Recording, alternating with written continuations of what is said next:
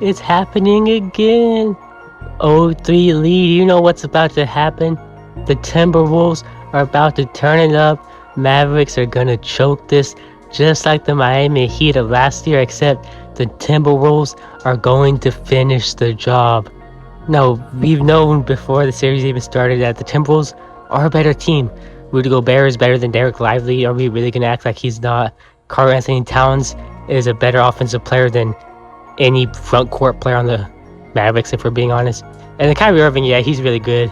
Luka Doncic is the best player in this series. He's the best player left in the playoffs. We don't have to argue. We don't have to think twice about that. But Anthony Edwards, he's going to turn it up. 30 points a game is coming up.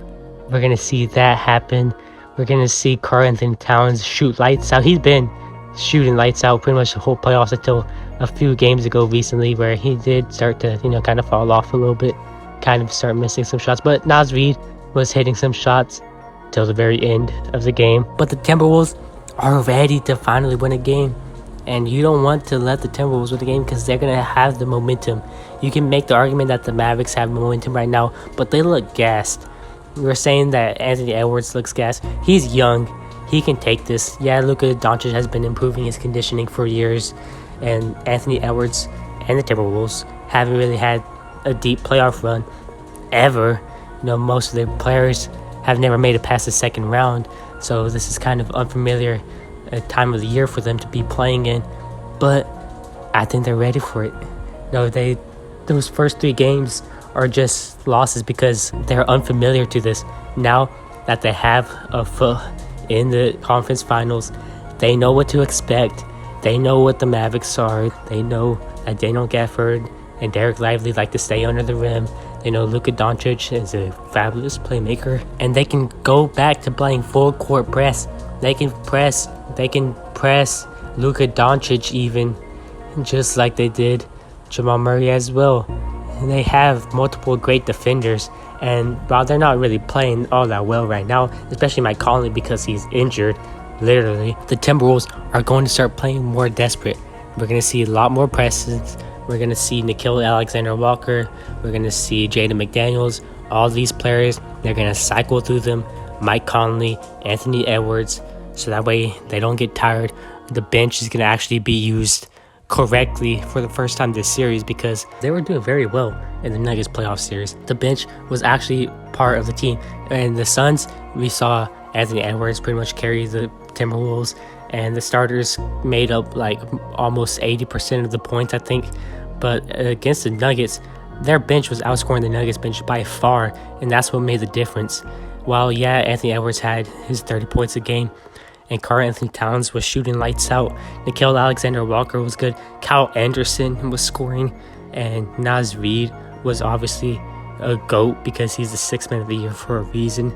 And the one thing about the Mavericks is that their bench hasn't been playing all that well. Josh Green has been playing very clumsy. Jaden Hardy can't shoot for nothing. Dante Exum hardly even plays. Dwight Powell is still on the team. He's not aggressive at all. So the Mavericks bench hasn't been playing all that well, and the Timberwolves can really take them for a run once they get to their second unit, because Luka Doncic is likely not going to play the entire game. He hasn't been playing the entire games, especially because of his injury. He hasn't been able to. And Kyrie Irving, he's never been one to fully be an attacker the whole game. He spends a lot of time just sitting in the corner and doing nothing, pretty much just watching the play. There's plays where the Mavericks run where Kyrie Irving doesn't even touch the ball, and they don't even try to get him the ball.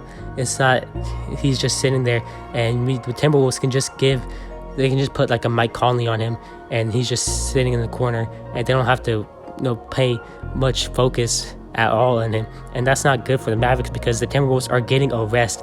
When Kyrie Irving's resting offensively, the Timberwolves are resting defensively, and that just gives them more ammo, more energy to just guard Luka Doncic or whoever has the ball and whoever's trying to score for the Mavericks, because the Mavericks, you don't want to be one-dimensional. That was their problem 2 years ago when it was just Jalen Brunson and Luka Doncic, because a lot of times it was Jalen Brunson or Luka Doncic.